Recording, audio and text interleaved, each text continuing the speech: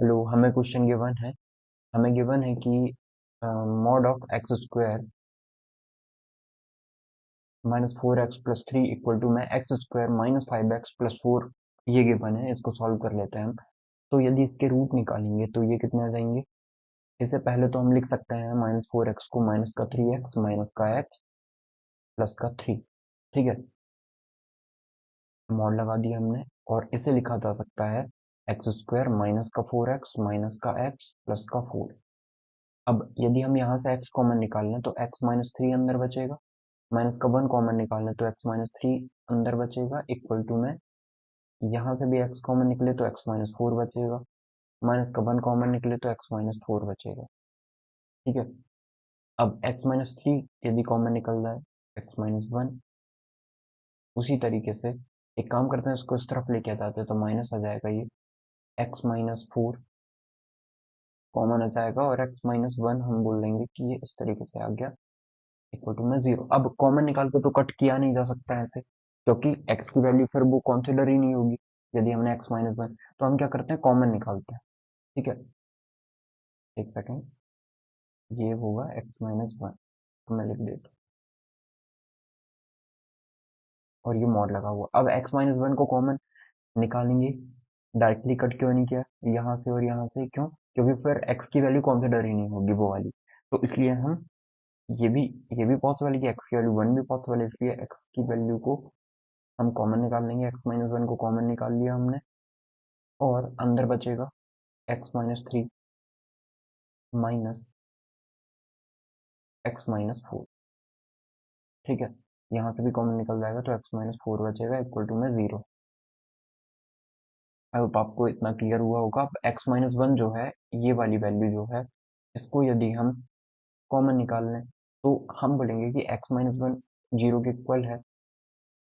ठीक है, सॉरी, तो x की वैल्यू 1 हो जाएगी, मतलब x की वैल्यू 1 पॉसिबल है। ये हम ध्यान में रख के चलेंगे। तो अब हमारे पास जो वैल्यू है वो x माइनस 3, हम मॉड ना भी लगाएं तो भी चलेगा, मतलब ब्रैकेट ना भी लगाएं तो भी चलेगा, x माइनस 4 इक्वल टू में 0। अब क्रिटिकल पॉइंट आ गए हमारे पास। क्रिटिकल पॉइंट कौन कौन से आ गए, एक तो वैल्यू 3 आ गई और एक वैल्यू 4 आ गई। ठीक है, तो अब देख लेते हैं कि यदि हम यहाँ से यहाँ तक की वैल्यू लेते हैं तो क्या होता है, बीच वाली वैल्यू लेते हैं तो क्या वैल्यू पॉसिबल आती है, और ये वाली वैल्यू लेते हैं तो क्या वैल्यू पॉसिबल आती है। ठीक है, तो हम पहले ये देख लेते हैं। जब हम 4 से बड़ी वैल्यू लेंगे या 4 से बड़ी वैल्यू लेंगे तो या 4 से बड़ी वैल्यू पे ये वैल्यू जो है वो कैसी आएगी, पॉजिटिव आएगी। मतलब x माइनस 3 भी पॉजिटिव, 4 माइनस 3, या 4 से बड़ी वैल्यू ले लो 5 माइनस 3 पॉजिटिव, 5 माइनस 4 पॉजिटिव। तो ये किस तरीके से ओपन हो जाएगा, x minus 3 minus x plus 4 के जैसे, और ये तो x कैंसिल हो गए।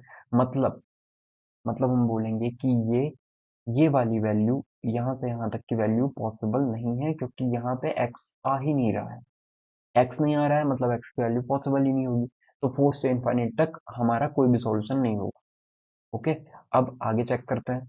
यदि आप 3 से 4 के बीच में वैल्यू लेते हो, 3 से 4 के बीच में वैल्यू के लिए ये वैल्यू तो सॉरी नेगेटिव आ जाएगी, नेगेटिव आएगी और ये पॉजिटिव आएगा। x माइनस 3 तो पॉजिटिव आ गया, लेकिन ये नेगेटिव आ जाएगा तो माइनस माइनस प्लस हो जाएगा, तो x माइनस 4 इक्वल टू में 0, या ये 2x और माइनस माइनस 3 का माइनस का 4, सॉरी माइनस का 7 इक्वल टू में 0। तो x की वैल्यू कितनी आ जाएगी, 7/2। ये पॉसिबल है हमारा, 1 भी पॉसिबल है और x इक्वल टू 7/2 भी पॉसिबल है। अब यहाँ पे देख लेते हैं क्या सॉल्यूशन निकल रहा है। यदि आप 3 से छोटी वैल्यू लेते हो तो ये भी माइनस में आ जाएगा। ठीक है, और ये भी माइनस में आ जाएगा तो माइनस माइनस प्लस हो जाएगा, ये x माइनस 4 इक्वल टू में 0। तो माइनस एक्स से प्लस एक्स, फिर x की कोई वैल्यू पॉसिबल नहीं है। इसका मतलब यहाँ पे भी, इस रीजन पे भी सॉल्यूशन नहीं होगा। इसलिए जो करेक्ट आंसर होगा वो x की वैल्यूज हमारी 1 होगी या 7/2 हो, मतलब 1 और 7/2 पॉसिबल है, इसके अलावा कोई भी वैल्यू पॉसिबल नहीं है। तो यही हमारा करेक्ट आंसर हो जाएगा। आई होप आपको क्लियर हो गया होगा। Thank you.